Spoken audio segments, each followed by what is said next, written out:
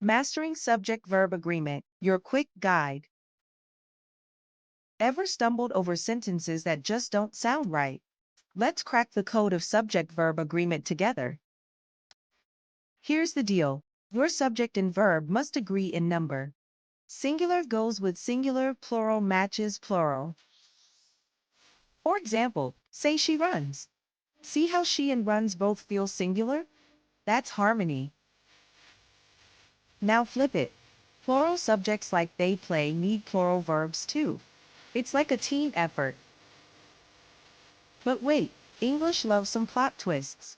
Collective nouns like team can be tricky. Is it one or many? Think of a team as one unit. So, you say the team wins, not the team win. Easy, right? Indefinite pronouns like everyone also keep it singular. So, everyone is ready, never are ready. Got compound subjects? Like my friend and I, that's plural. So, say my friend and I are going. Here's a tip. Whenever you're stuck, ask yourself, is my subject one or many? That question's a game changer. Practice makes perfect. Try rewriting sentences or spotting mistakes in your fave shows or books.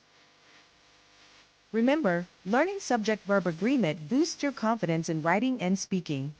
You've got this. Now it's your turn. Spot those subject-verb pairs and own your grammar game. Like, comment, and share if you're ready.